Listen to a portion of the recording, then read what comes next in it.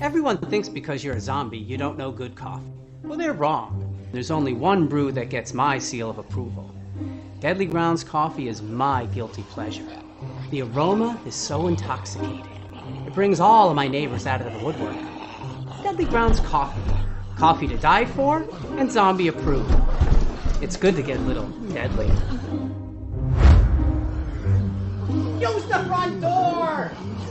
Oh, they're so disgusting.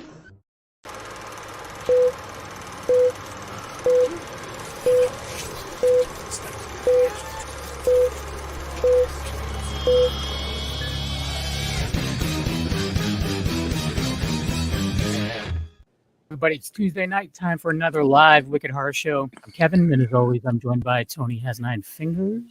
What is going on, people? And we have another full house this week. The only thing is I don't know anything about the movie, so they're going to have to educate us a bit on this one. But we have a few familiar faces and a few new faces. So let's start with the one that we've had before. We may have a couple people bouncing in as well. But we have Brian. He was just on a couple of weeks ago for... Oops. So Brian, what was the last movie we had? I was In the Shadows. We were talking about In the Shadows with Glenn Martin. Nice. Yeah, exactly. And then we have Daniel. What's going on, Dan? Hello. I play Hutch Willis in the movie, and all I have to say is this movie's going to be good. Hashtag Wes Brantley. That's the sum of the movie. Hashtag Wes Brantley. Okay, perfect. Stanton, you're also in the movie as well. Welcome to the show. Thank you, Kevin. I play Kenny, Daniel's father, or Hutch's father, and we have a fun time pretending to be Wes Brantley. And this is a new genre for me. I've done other feature films, so this is really, I'm looking forward to this one. This is a whole new grind for me. New ball game. Yeah, literally, it's a grind. That's the name of the movie, Grind. And then we have Anthony. You said that earlier. You said this is your first interview ever. Maddie, he is. What was that's all I'm gonna say. It cut out a little bit when you paused. What was it that you said about the character? I play Maddie. He's in the movie. That's really all I'm gonna say for right now. He's in the movie. Well, that's good. That's more than I can say about myself and Tony. But this is your first interview, so it's very nice to be on a horror show for my first interview. Oh yeah, I mean, and we're not jerks. I mean, some horror, whatever. Like we're friends with a lot of horror shows, but we're not. We tend to be the friendlier show out of a lot of shows. I think that's why people keep coming back to us, because we're we like the whole process of everything, and not every movie's perfect, but that they all have one thing in common.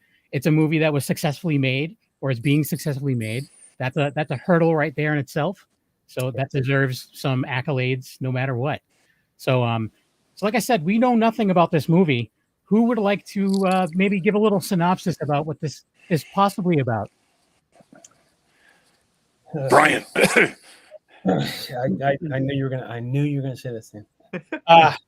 Yes, Grind. Well, let's give you a little high level 30,000 foot view. Basically, the gist of it is it's a group of film students that are getting together to hold this Grind House Film Festival, if you will, and they come across this older film that hasn't been seen for a long time, and once they end up showing this film, all hell breaks loose. So it's once all hell breaks loose, we have some characters that come into play down the road, and different things happen, and it's going to be a gory, bloody, damn good time, and different dimensions come into play. And yeah, I'm trying to tell you a bit about it without giving away the whole plot. But yeah, there's a lot of surprises along the way, and nice.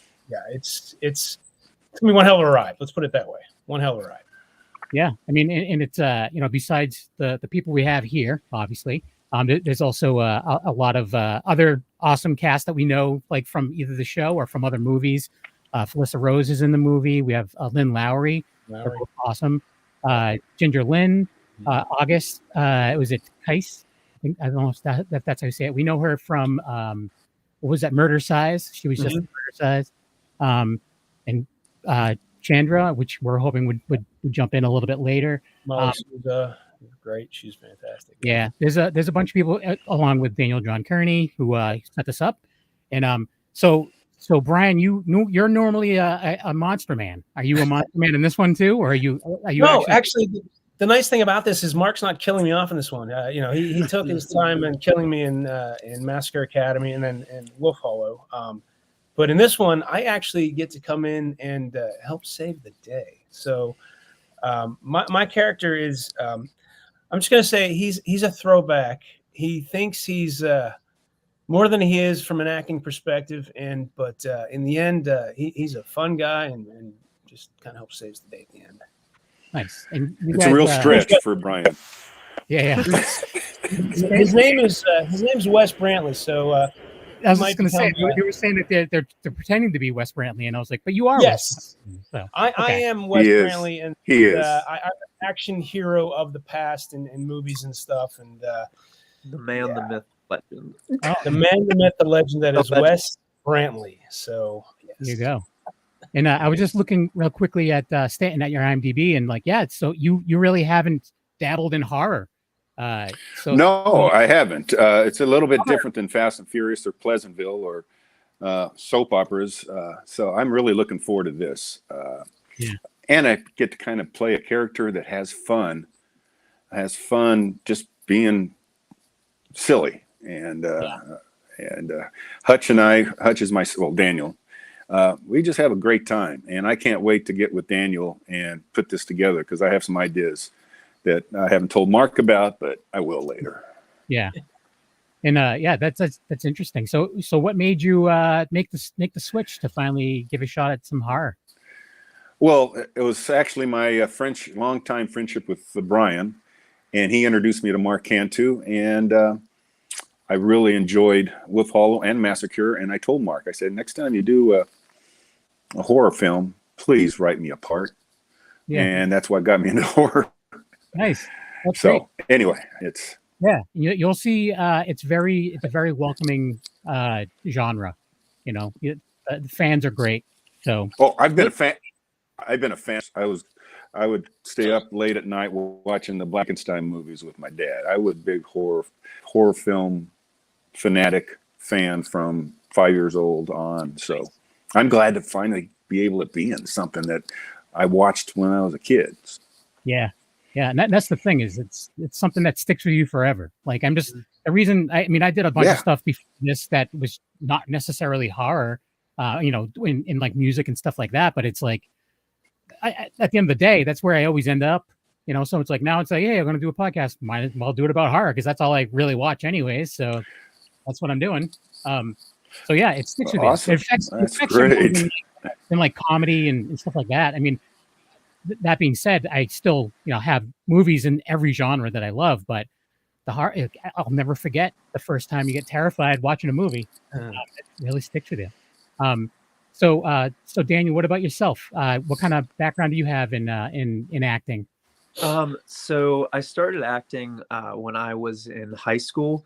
I was about 14 years old, and I found the theater department at my school, and my first play I ever did was A Christmas Story, and I flicked the person who gets his tongue stuck to the pole, and I was like, all right, this is fun. We're gonna stick with this. So awesome. I acted all the way through high school on stage theater, and then after I graduated high school, I went to college at IUP, and it was there that I found film acting, and it was one of those things where I did stage acting for a big chunk of my life. Essentially like half of my life.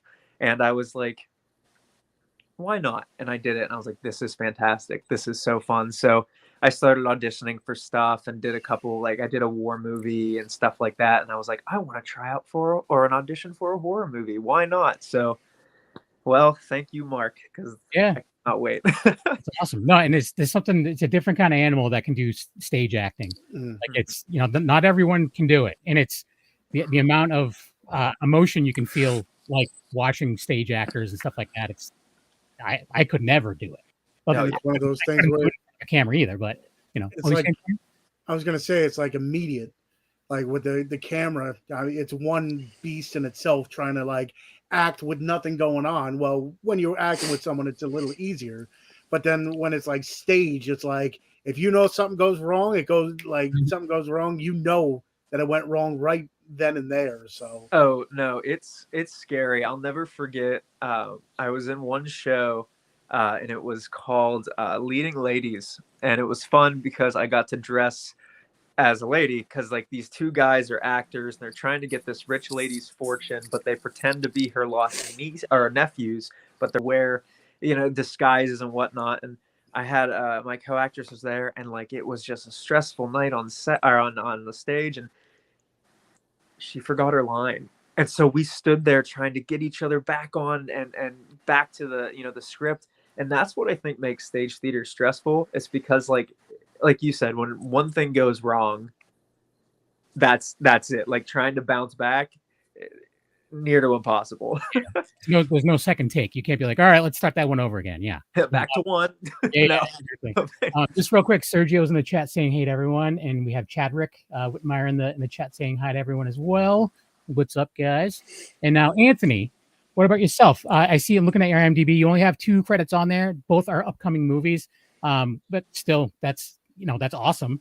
But do you have like any kind of previous experience like in like theater or anything? Similar to Daniel himself, I started acting on stage in elementary school after my chorus teacher mentioned that a student named Michaela Davik, she was holding auditions for a play that she was doing at Harrison Middle School. And so I asked my mom if she could take me to the auditions, did the auditions, and I got an ensemble role. So every year from, I think it was up until my freshman year in high school, I was on stage. Just one play, or I think they were musicals. They were all they were all originals. She wrote them herself. She did the choreography, all the songs and everything. Amazing. I think she just graduated USC this past year. And then after that, I wasn't very involved in the high school theater or film at all. I had my own path that I was going to go on. I went to trade school in the morning and then my regular classes. So theater and performance was an afterthought until my junior year, where a couple of my buddies were in it. And so I wanted something to do with them after school. So I did that. And then my senior year, I really did nothing. Graduated high school. For a couple months, I just did odd jobs, things that put food on the table, money in my pocket. And then I was very bored and didn't know what I wanted to do. And so I decided to get back into acting. First, I was back on stage with a theater company called the Pittsburgh Savoyards. I was in a show called A Servant of Two Masters. I had a very small part. I played a porter. And then after that, I met a gentleman by the name of James Michael Schoberg on Facebook. He is, where do I start? He is a playwright, poet, author. He's so many different things. He's very well known in theater or in Pittsburgh's theater scene. I consider that man my mentor. I just closed on a show with him. It's called Nancy Nightmare's Fucked Up Fairy Tale. I played the homeschool student. And I am just so grateful for everything that he's done for me. And he's really helped me along with acting. And I owe that man so much. That's awesome. That's great. So you're still young. It's the start of your career. That's great. I'm an old man and I'm at the end of my career and I've never acted. Oh, no, you're not. No, you're not. I'm just kidding. I'm joshing. But anyways, Tony, did you have anything? No, it's definitely from the short synopsis. I love how it's that's a beauty of indie film is the different plots, because hearing that it's like, okay, I've never heard of that before, so it's like looking forward to something I've never, because nowadays how many times do people get upset that it's just like cookie cutters. It's like, okay, this is a remake, that's a reboot. This is something I've already seen 500,000 times. So the beauty of indie film is just like hearing it and you're like, okay, that sounds different. but it's a good different because now I got something to look forward to. So the way it sounded kind of had like that Final Girls thing where they get transported into the movie and then it's like a different dimension and stuff. So that's what I was thinking when you were saying part of it. So, and I like Final Girls, so I'm excited for it for sure. Yeah, you're on track with that, Tony. And it's funny because when Mark Cantu was coming off of Wolf Hall, he's just like taking a break. They need time, and then all of a sudden, he's like, "Hey, I got this other idea." It's like, "Oh my god, dude, take a break." So, and then next thing you know, like Grind came out of nowhere and came to fruition quickly. I mean, Mark, he's an absolute filmmaking machine. The man is a force of nature when it comes to writing and directing and producing. And he threw this script together, and then he kind of threw it out to a bunch of us like, hey, let's look at this story. And we came up with different plot points and things. But yeah, exactly what you said, Tony. There's different dimensions in it. There's going to be a lot of gore. There's going to be a lot of humor. There's going to be a lot of comedy moments. There's a large cast. And like I said, it's just going to be one hell of a ride. And that's a lot of action. Nice. Yeah, well, that's good too. Yeah, a lot of action. And that's where I mentioned it many a times where you could take a few different like genres and mash them together into one. Mm-hmm. That's where I is my favorite. Some people are like, stick to one thing. I'm like, how? Like it definitely gets boring in the middle of it. It's like, okay, well, I need something different. So if you can break the tension, have a little bit of everything for me. But then you were mentioning how many different guests that we've had on where there's some people that are like, okay, I made one movie. I'm going to take about a few months off and then come up with something different. Then we have other directors on that are like, in the middle of a take, something else came to me. And I was writing a different movie in the middle of like doing this one scene. And it's like, how do you do? And we have other guests that are like, I have like 7 movies lined up and I'm ready to make each one. I'm like, I don't understand. But, I guess everyone has their own style of doing everything. Yeah. But as long as it's they're doing it, so more power to them, right? Keep pumping out the ideas. You want to have the ideas, but then you want to also bring them to fruition. That's the key. You get these ideas. That's the hard part. Exactly. Yeah, there's a lot of movies that get made that never even see the light of day. Right. And it's sad and it stinks. There's over the years we've become friends with a lot of directors that have had movies that we've seen the screeners for and they've been great, and they just they can't get any distribution or luckily now it's starting to change with like streaming and stuff with places like Tubi and whatever, but still like you want to be able to stand out a little bit. You want to be able to be like, yeah, you can actually go to this store and buy the movie or whatever. Go somewhere and see it. Yeah, exactly. So it is getting a little. It's a different animal nowadays. Especially with like a lot of the bigger stores like Best Buy, they're stopping selling physical media altogether. And I don't know, I'm sure Walmart will get there eventually too. They're actually flipping it over. They're actually taking the. Oh, really? Walmart and Target are actually now bumping up their physical. Oh, really? Best Buy was like the one you went for where it was like Best Buy exclusive. Now Target's having their own and Walmart's having their own. So good. I'll give people somewhere to go to get their fix. People like yourself, Tony, who exactly you to buy. Exactly. I just don't have the money to do it. Now with the younger actors, now how does it feel like to have someone like the bigger name like we mentioned Felissa Rose and Lynn Lauer, like the people that have been in the business for, their screen queens and stuff. Like, how did it getting into like a couple of your first movies and being able to bounce your ideas or whatever off them? How does it feel? On top of that, though, do they know? Like, are they aware of who these people are? Because they may not be big horror fans. You haven't even got to that. So, Daniel, are you a horror fan? And if so, do you know these people that you're going to be working with? So I am I'm not like a massive horror fan. I love old slasher films. Like I love Friday the 13th. I love Halloween, Scream. I love all those. Matthew Lillard, what a man. But it's one of those things where in terms of like overall horror and like indie stuff I'm not used to. I know that I've seen a couple movies like that, but not a lot. So some of the names in the movie I don't know very well, so I would go on IMDb and I'm like, oh my god, holy crap, this is crazy. So I think it's exciting because not only is it like a step into acting in a film and doing a different genre that I'm not used to, but I get to work with so many talented people and people who have a love and care about the art that they do. And I think that's the most exciting thing about this whole experience. So I'm really excited to see what we can do. And I know we're going to be great because everybody in the cast is awesome. Mark, everybody in the crew, just everybody's fantastic. Yeah, I agree. Like all the people, like Felissa. I like when you get a chance. I don't know if you've ever met Felissa, but she's probably one of the nicest people I've ever met in my life.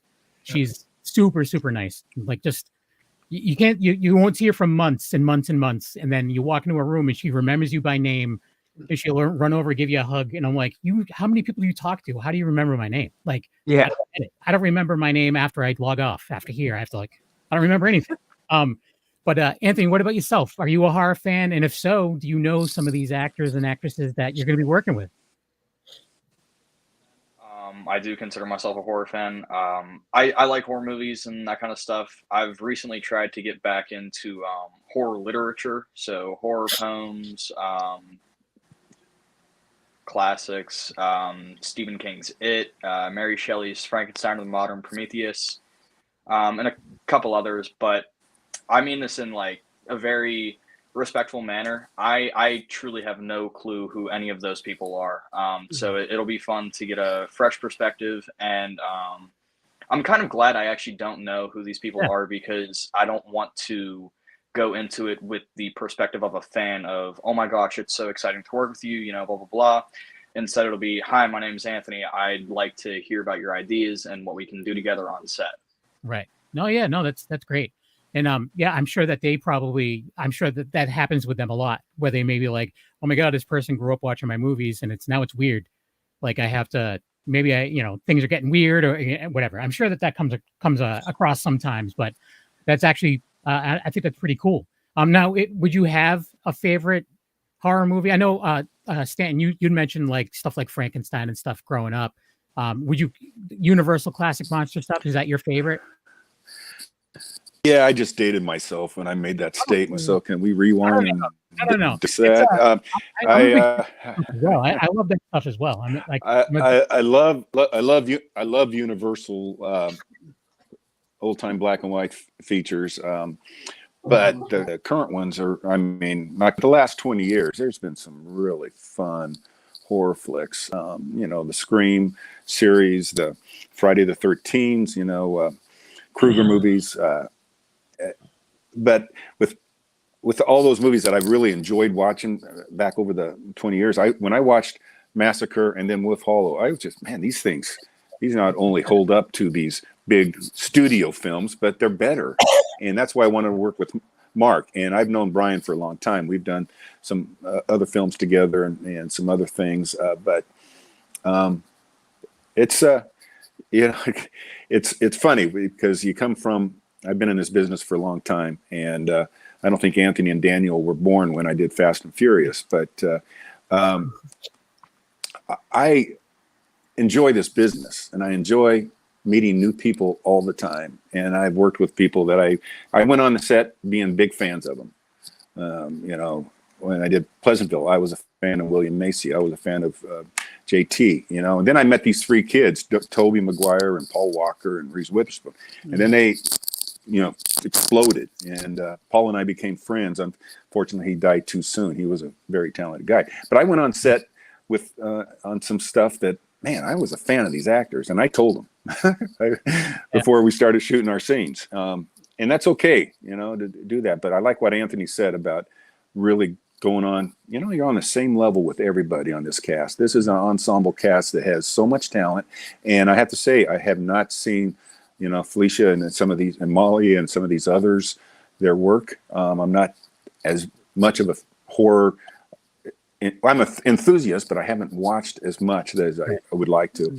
And so I'm going to go on set knowing Brian, knowing Mark, and having fun with all the young actors, because I am much older than probably the whole cast put together. So I don't know about that, but He is. Oh, geez. Yeah. So Sergio's asking. Only Brian can say that. Sergio's asking if we have a trailer. We don't. The movie's not made yet, Serge. So it's there's actually the crowdfunding is going to be launched this Friday on the 29th. And I don't have any web address for that. It'll be added to the notes. So the audio podcast is going to go up next Tuesday. The notes will be in there. But for the live show, we don't have any links or anything like that today. But yeah, is it? Do you know if it's an Indiegogo or? The campaign. It's on Indiegogo. The grind campaign, like you said, launches on Friday, so they can definitely go out to Indiegogo and search grind movie, and we've got some really cool perks and things out there. But I think the nice thing about this film and knowing what Mark has done with Massacre and Wolf Hollow, this is absolutely going to be a step up, not only in terms of production quality and cast and everything that he's got, but in terms of like the fundraising that we're doing. This film is going to go to another level, which is we're really excited about getting this campaign launched, getting things underway, because this is going to be a whole nother step, a whole nother level. Nice. And that's what I like to see. That I like to see progression. I mean, I've literally, everything that I've seen that Mark has put out, I've enjoyed quite a bit. So it's something that if it's going to even progress more than that, I'm game for it. So I like to see people's first movie, and I like to follow through to where they're at now, and just like to see that what they try to figure out what they learned on the way. That's always interesting to me. So yeah, Amy Rolfson's in the chat. She's saying, "What's up, everybody? Merry Christmas." And she says, "Merry Christmas." Age ain't nothing but a number, especially as a creator. There we go. Yeah. No. That's right. I commented on it a lot because I feel old.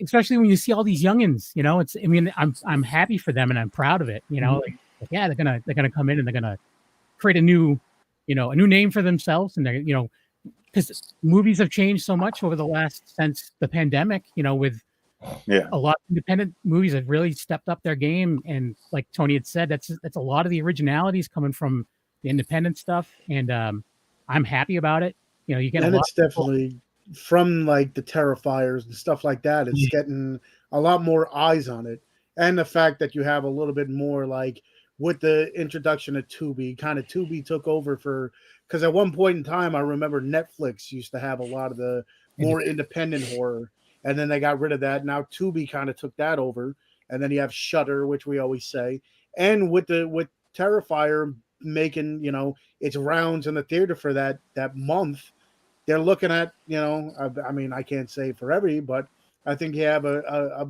better chance than you did a few years ago to maybe get like a weekend or something in or even an just actual more theater. Just more eyes on it, just in general. And Amy's saying indie horror is where it's at. I agree 100%. Most of the horror that I watch is either indie or foreign horror, because that's where a lot of the more original stuff is coming from other countries, and then they'll remake it in the US and they'll completely wreck it. It happens a lot, unfortunately.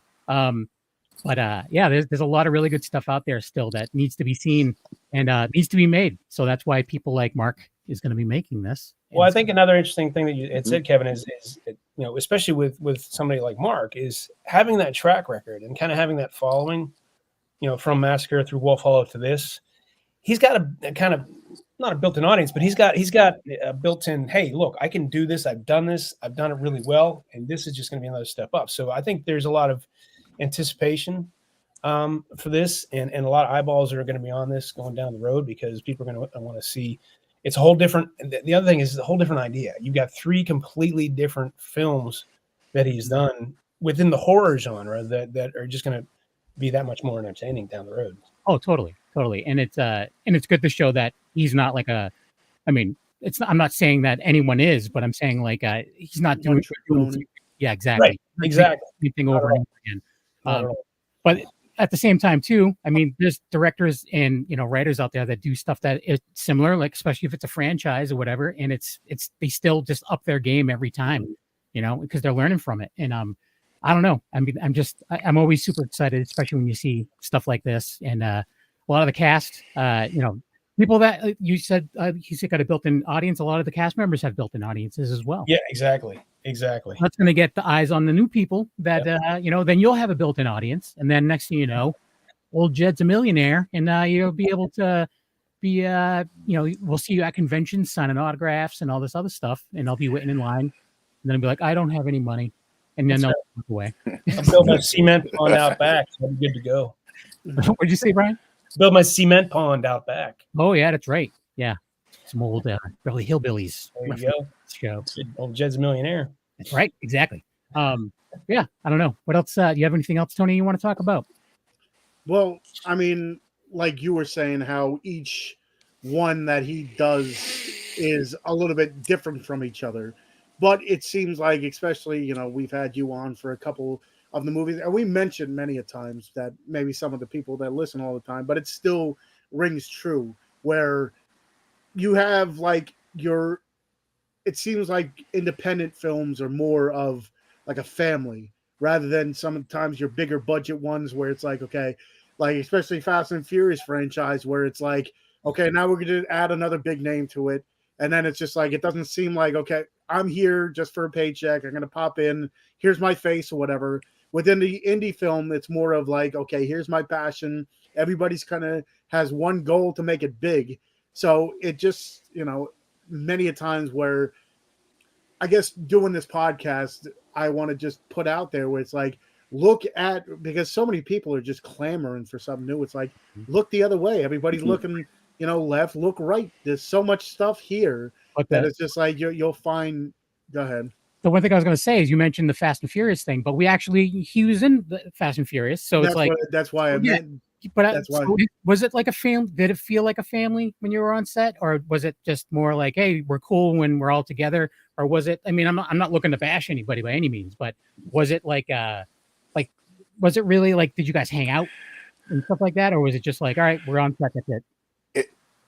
This big studio films, Fast and Furious especially, Pleasantville was more, even though it was a big studio film, we were all felt like a family. But Fast and Furious was more, I have to say, it was a fun time in my life. I was much younger, but it doesn't seem like the crew, we just didn't have that camaraderie. When I did my first indie film, the crew was small and it was just like, everyone was working 10, 12 hours and we were all getting together and then we'd party afterwards. And everyone worked their ass off for the art, not because of their paycheck. And some people on independent films, volunteers, they're interns. They don't get a paycheck. They're just there to do the work. And I prefer indie films over the big studio films. Yeah. I mean, when I get offered a studio film, great, but it doesn't have that feel of family, like you said, Kevin. And that's why I'm looking forward to the enthusiasm of these young actors on this Grind movie. I'm just going to suck it up, man. I'm going to love drawing on their enthusiasm and these new actors wanting to. Because they have a whole career ahead of them. I'm on the the book end of it, and I'm just excited to work with these young actors. Brian, nah, but the young actors I'm excited to work with. Yeah, see, Brian, I think Daniel, you got to live up to this. I'm just kidding. But that's a thing too. As long as you're in the business, people don't understand that even if you're in it for 30 years, you could still learn something new from someone. No matter what, you can learn from people that have been in the business, and the people that have been in the business might learn something new or like a different way of doing things from someone who, is brand spanking new. That you can get a new idea from someone who's, learning their own way. And that's where I think sometimes, especially like we mentioned it many a times, where you could just tell some of these bigger budget movies you watch, and it's like, I don't believe it. I don't believe that they're, right. close to whatever, because it's like, okay, it's just get a paycheck. But at that point in time, I mean, I can't talk on everyone. Yeah. But you see sometimes where people are like, I can't learn anything. I'm the best of my craft. It's like, get out of here. Yeah. Right. Tony, you're right. With the indie film, with these indie productions, there's no egos. The studio films, there's egos everywhere. And you try to watch out to be stamped by an ego, Yeah. So. You're right. You're actually right. I mean, at the same time, too, like some of the actors, I mean, I think some of them need to be not humbled, but I think, there's actors that started somewhere, and and then they get to a certain level, and some of them start to, maybe decline a little bit, and they start to maybe get a little bit more fame again, and they work their way back. Like, look at people like Nicolas Cage. Like, he's been up and down for how long? Excuse me. I got to drink something to clear my throat. Yeah. Well, Me too. I do too. Cheers. Of course, you have a glass of wine, Sam. But Of course, it's Los Angeles. It's 6 o'clock in the evening. 6 o'clock in the afternoon. But just to piggyback off that, Kevin, I know with Daniel and Anthony, I mean, Daniel, I kind of got to know. We had a table read, and I came in a little bit in character, but just doing that table read with Daniel, you can see the enthusiasm and the passion, and it was just so much fun to do that. And with Anthony, I worked with him on a film, on a short film he had done a while back, and it's one of those things where you kind of sit back and you just watch. The other thing I like doing on set is just kind of sitting back and watching people, and you watch people you don't necessarily know and see what they do. And I was just watching Anthony. It's like just his enthusiasm and his passion. You can tell he wants to be on set, and that is contagious. And I know, you sometimes you forget that, but then you get on, like Stan was saying, on these independent sets, and it is about the family, but it's also about the passion and that enthusiasm. And everybody's there because they want to be there. Yeah. And not just everybody has the best interest to make things as good as they can. And I know these two gentlemen here, Daniel and Anthony, maybe Stan, but they're they're bringing that energy and that passion and enthusiasm that's just going to help take this film to the next level. That's awesome. I mean, I've only been on like a few sets. One of them was bigger than the other, and it was still not a huge movie, but it was very, very like, okay, you're here. All right, you're done. Go. It was, and then the movie looked. I mean, what was shown to me beforehand was looking really great, and then some of the producers stepped in and be like, no, I want to be in it, and I want to do this, and I want to do that, and then it just like the movie really suffered from it, honestly. And it stinks, but the director's like, all right, what did you think? And I had to be honest. And we were honest. We went through and he's like, tell me what you didn't like write everything down. And we just, for like a good amount of time, we're like this. And he's just like, yeah, we can't go back and fix any of that. And I'm like, sorry. I mean, I'm honest with you. It looked really good. Yeah, exactly. And we're still cool, but it's, it is what it is.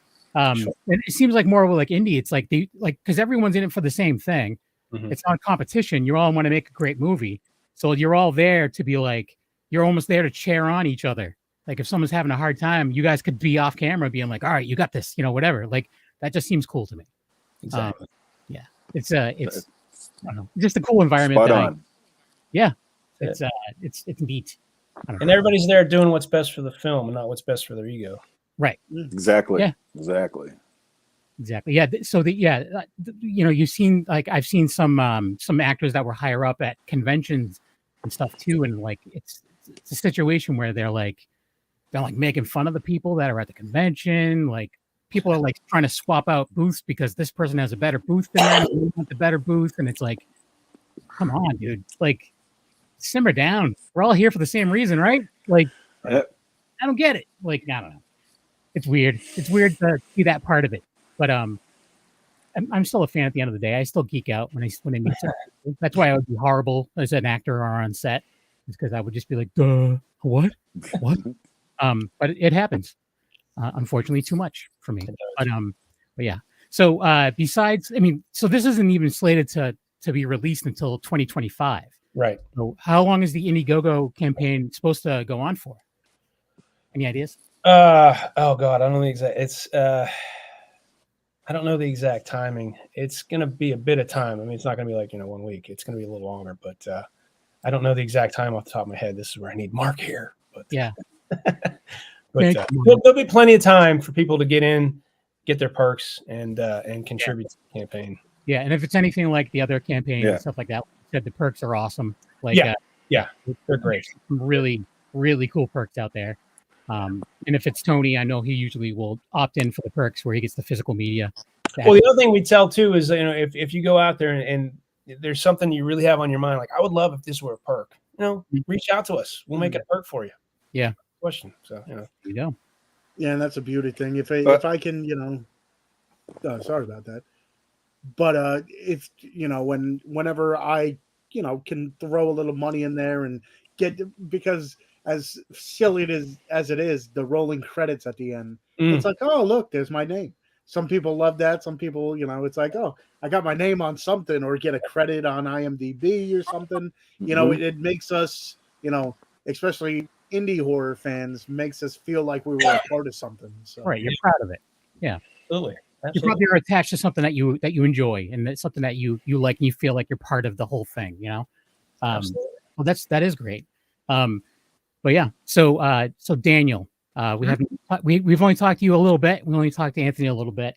What else do you have like in the works? Like, are you still doing stage acting during this whole time, or you have any other projects in the works? Yeah. So stage acting, I kind of branched away from, just for like health reasons and just for like interest reasons. Another project that I just got off of is Jeremy Waldman's film The Veteran. And it's a war movie that it's not like a lot of war movies. Like, it's not one that you see action and fire and everything. It takes place during the Vietnam War. And the main character is Ruben Soul. He was a, minor league baseball player about to go pro. And he had to go to the military and just became this strict guy and kind of put those dreams aside and kind of became this very strict person until, being a father, and he carried that into that. So his son is a magician, and he is trying to make it big. So you kind of see the parallel between, the son doing everything in his power to be the best that he can be, just like how his dad, Ruben, did everything the best that he could be, to be the best soldier, the best baseball player. So my character is the younger version of Ruben, and the person who plays Ruben is Joseph Culp, who played Dr. Doom back in like the first TV adaptation. Miggs Jovia is in it. He did a lot of the Ocean's 8, Ocean's 11 movies. So other than that, it's so fun being on that set and just being with people, because it was also an indie film. So being with people, who are doing it because they love to be there, and they're there because they want to have a good time. And it's not just about a paycheck. It's really fun because you make friends that way and connections. And even to this day, I'm friends with Jeremy because he was also my film professor. So it's like, you make those connections and networking. And but no, yeah, apart from that, I've just been doing some writing. I write music. So I've been doing a little bit of stuff like that and writing. And that's pretty much it. Nice. What kind of music do you play? So I really like folk. My dad, growing up, he was in a band called The Deceptions. And when I was a kid, I would go to the studios with him when he would record with his band, and they would come over and practice in our basement. And so that was something that just kind of resonated with me. I think that folk got infused into me. But so I try writing stuff like that. One of my songs is called Willow, and it's about, two people falling in love under a willow tree, which is a story about my girlfriend and I, but not to be sappy, but stuff like that. And songs just about kind of encouragement and, staying strong, stuff like that. So very folk sounding. Yeah, I do music as well. It's not nearly as uplifting and stuff like that. So it's like, it's good. It's good to have that kind of stuff, because there's also a lot of music that is just ridiculous. Like the stuff that I do. It's just more like circus music almost. But like horror, there's many subgenres. There's many subgenres of music, and there's fans for all of them. No, that's awesome. I respect anyone who does any kind of the arts, no matter what it is. I may not necessarily love all of it, but you know what I'm saying, like, I'm not a guy who's going to be like, I'm going to go check out this mime. He's going to be at this whatever. Like, I'm not going to do that, but I respect it. So Anthony, do you have anything else in the works right now, or do you have anything that you're working on? I do. I just booked my first lead role in a short film not too long ago. We're shooting in January. It's called Real Fear, and I'm particularly excited about it because I will be working with a director who I worked with. He was also the first director that I ever worked with on a film set. His name's Brandon Slate. I worked with him when I was 17. He's a great person overall. Film wise, I have been very lucky with all of the film that I have been able to do. And not ironically, but by some miracle, Brian has been part of quite a bit of it.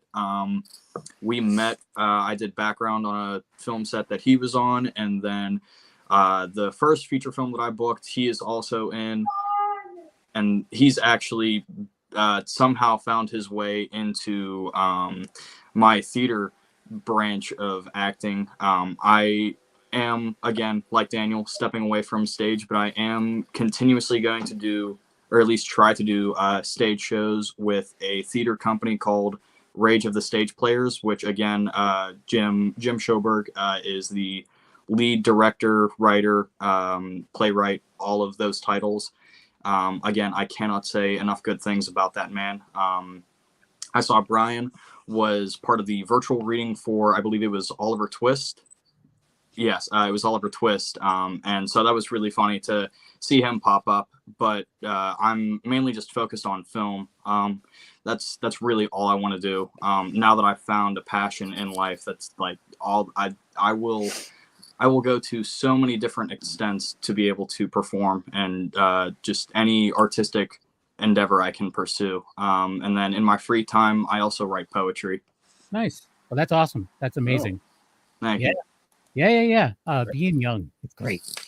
I get so many things. Let's get on that conversation again. No. But the thing is that there's so many things that I wanted to try when I was younger, and I just never did, and I always regretted it. But that's why I like to see these guys going for it, because I'm like, yeah, do it, because I can't go back and do that now, because it's, I can go back and do it, but I wish I did it when I was younger, and you guys are doing it, so that's sick. That's great. You don't have the being scared of doing it like I do. I was always terrified of what people thought of me, and now I just don't care anymore. But I don't know. You got a pretty good podcast horror show here, so yeah, doing something right, Kevin. I'd say. Man, I don't know. So Brian, you're doing some stage stuff now? You're doing some theater? Not now. I've done stage. And the funny thing about Rage of the Stage, I actually did a stage version of Fright Nights back in 2018 with Jim Schoberg. I played Jerry Dandridge, so I got to play the vampire at that point too. But yeah, I've done some stage, but definitely film is my. Yeah, because that's there. Like I love theater too. Like go to a theater and like this. Literally, I've been at a show where it was so loud and so like intense. I was like, is there a fight that's gonna break out? Yeah. Like it was so much. I was like, oh my god, this is really intense. Is this real? Like. Was that the Tony Todd one? Yeah, it's when Tony Todd invited me to a show that he was in Connecticut, and it was so intense. I was like, wow, that's a lot of passion right there. Holy crap. And but it was sick either way. But at the same time too, I can rewatch a movie over and over again and look for different things. But I'll never have all the shows I've been to, I always keep in the back of my mind, and I think of different things. Like you mentioned, Daniel, like if things go wrong on stage. Sometimes that happens, and I'll never forget when that happens in a show that I've been at, because sometimes it makes it hilarious, And but yeah, it works out for sure. So Stanton, do you have anything else that you're working on, or that that is coming out soon, or anything? Yeah, I did a couple films last year. One is called Last Culprit. That should be coming out in February of next year. Still in post, but. Hopefully that'll hit. I think it's a Lionsgate film. I think it'll probably be streaming though. It won't be trickle release. And then a couple features and grind, a couple other features, and then that I'll be working on this year. I play the President of the United States, and it's a kind of a Jack Ryan type of show. An independent production. Again, I really like working with independent producers, writers, directors, actors. And then a couple television pitches out there for me, and we'll see what happens. I'm looking forward to a really exciting 24. Yeah, that's awesome. That's great to have. But grind is up there on top of my list. I'm looking forward to coming. Yeah. Getting out of LA, coming to Pittsburgh. Oh, is that where you guys are going to film? Yeah. Pittsburgh? Nice. Yeah. So, like, how many of you guys are from the Pittsburgh area? Just the three of you? And Brian, you're from there too? Nice.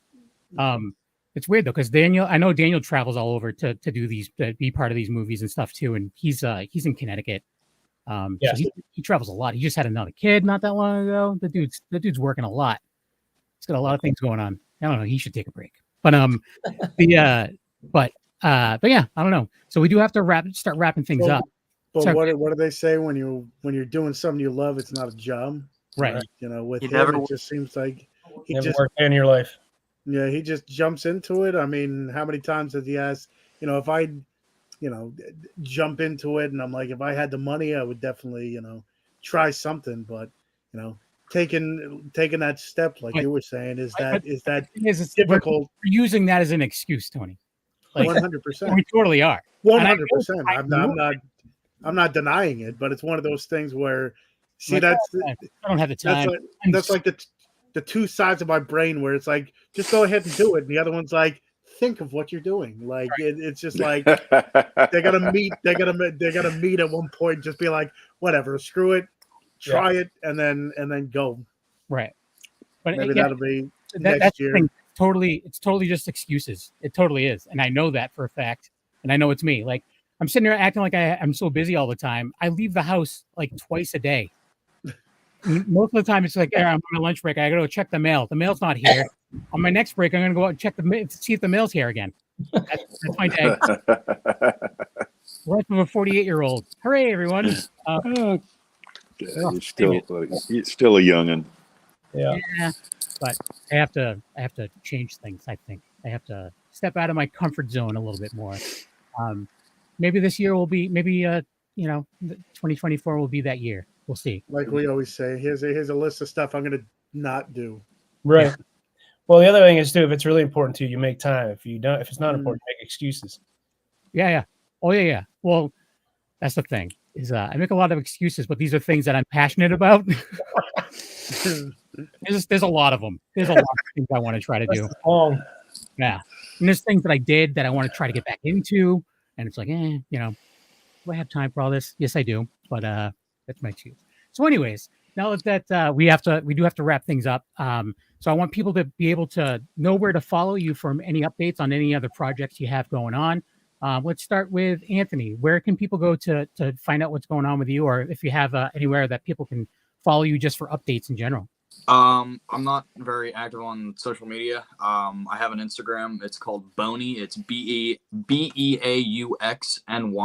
And then I guess I'll just plug in my poetry page. It's going to be allpoetry.org, ALL poetry, POETRY.org/Anthony, ANTHONY _Babo, BABEAUX. Okay, perfect. Daniel, what about yourself? Where can people go to check out what's going on with you? I'm very active on Instagram.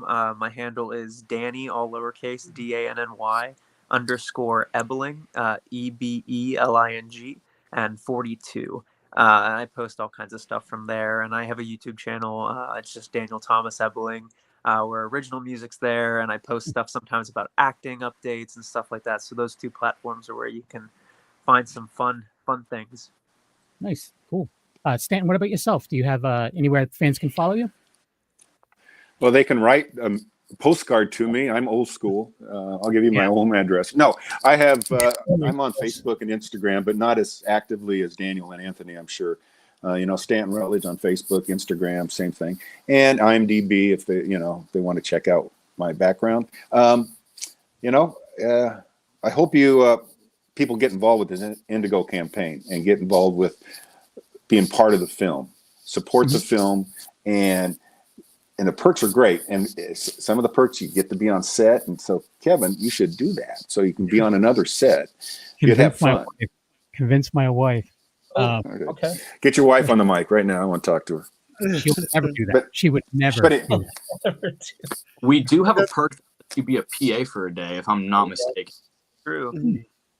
Then that'll be a perk that you never allow ever again. If I did.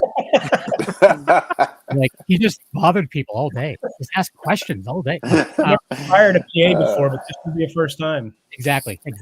But that's the one thing. Like talking about getting behind the Indiegogo, especially I'm sure the people that have backed Wolf Hollow and stuff and Massacre definitely would just jump right back into it. So the beauty of, starting that way, like, I don't want to say grassroots, but it's almost like that grassroots going from, the bottom up. You're always going to have the people, the beauty of horror movies. You do have your gatekeepers, but then you have your loyal people that go with it. And we mentioned it, Kevin's mentioned it, I mentioned it, where it's like, starting from your first film to your 10th feature film, we want to see the progression and see how it goes. I want to own them all. I want to, whatever. Like, I want to be able to talk to you about it. Like, there's directors that I've seen everything they've done, and I'm just waiting for them to be at a convention so I can bother the hell out of them. It's beauty when it's like, okay, I've seen this, and they're like, you've seen that film? It's like, yeah. I mean, when I go to a convention, I'll purposely find them, like, watch a movie and find something that it's not like, okay, here's something I've heard about 500,000 times. It's like, oh, you've watched this movie before? Yeah, it's one of my favorites. Great. Like, and it's like, oh, okay, I didn't even know this was on on physical or something like that. It's like, you want to talk about this one? It's like, yes, because I enjoy your, I get, hearing your big titles. It's like, okay, I've heard it 500,000 times, but maybe that's one that it's like, oh, here's a story behind it. Like, I talked to Rob Schneider about him. I brought his first movie, Surf Ninjas, and he's like, who brought this? I'm like, it was me. He's like, you know this movie? I'm like, it's one of my favorite movies. And we talked about Leslie Nielsen, and his line had like almost like 150 people on it. And he was just one of those, okay, here, sign, here. Yeah. I sat down and talked to him for like 5 minutes, and people were pissed off behind me. I'm like, hey, listen, he was talking about Leslie Nielsen and how he was a, Poseidon Adventure. He wasn't like, he started serious and then he turned into a comedic actor. So it's fun following people. That's great. Yeah. They get surprised. The first time I met Bruce Campbell, everyone talks to him about Evil Dead. I asked him about Crime Wave, and he's like, what? And I'm like, I bought an import from Thailand. That's the only way I could get it. And he's just like, huh? Like, why do you even care about it? I'm like, I think it's great. It's so cheesy. It's awesome. And he's like, really? I'm like, yeah. And he's like, that'll never see the light of day. And then it ended up eventually coming out in the US. But that's awesome. Yeah, but I don't know. It's fun to be like, hey, remember that? I'm the guy. But anyways, Brian, what about yourself? Where can people go to check out your stuff? You can find me on Facebook, just Brian Sponis, and then on IMDb, just look me up there. Real simple, straightforward. Nice. Just Kevin and Tony, we just want to thank you guys for. Oh yeah. I mean, you guys have been great for the track that we follow and everything, and just really love your support. You guys are why we do this, and that support and the fan. I mean, it's awesome. And don't forget, December 29th. Indigo campaign opens. Exactly. It's going to be, like I said, it's going to be in the show notes after for the live show, for the video show. I'm going to add it in after the fact once we have all that information. But for the streaming, like the audio podcast that comes out next Tuesday, it's going to be in the notes there. So you can just click on the link and just do what you got to do, get a perk, and support independent making. Yeah. You're going to love having your name tied to this one. This is going to be one hell of a film. So, well, they've all been great. So I appreciate it. That's why whenever Damon reaches out, I'm like, of course we'll have people on. Yes. We'll have to do another one down the road when we get a trailer and everything ready. Oh, totally. So Tony, real quick, where can people find you?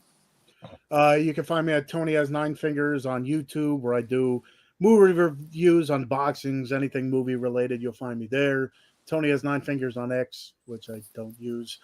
Tony Has Nine Fingers on TikTok, which is my most used social media, almost to 25,000 followers, trying to get there. And then Tony's Movies on Instagram, where I show off the movies behind me. And of course, here most Tuesdays, whether we have a panel of guests, one guest, whatever, or it's just horror movie chit chat. Find us here most Tuesdays, 9 p.m. Eastern Standard Time on the Wicked Horror Show. Yep. Kevin. Just A-Knuckle on Instagram. Besides doing the show, I also do That Strange Show, which is also one of the Dorkening Podcast Network. And we do the re-education of Nancy Ann Ritter, where we take Nancy Ann Ritter, who was in the original Scream. She was one of the bathroom girls in Scream. She knows nothing about horror, even though she's going out with Tony Moran, who was one of the original Michael Myers. And we sit her down and we make her watch a horror movie that's an iconic horror movie that she's never seen. and then we just get her honest reactions, and she's disturbed by many things. Let me just say, I can't wait for the next recordings because it's literally a movie that was listed as the goriest movie of all time for many years. So Dead Alive. Yep, Dead Alive. So I'm excited about that one. That'll be fun. But anyways, all that information is it's on our Facebook and what have you. So thank you everyone for being part of the show. Thank you for Nice meeting you. Great meeting you guys. Yeah, thanks for having us. And have a great rest of your day. And we'll talk to y'all later. Bye. Thank you so much, gentlemen. And Thank you. It is ending. 1 second.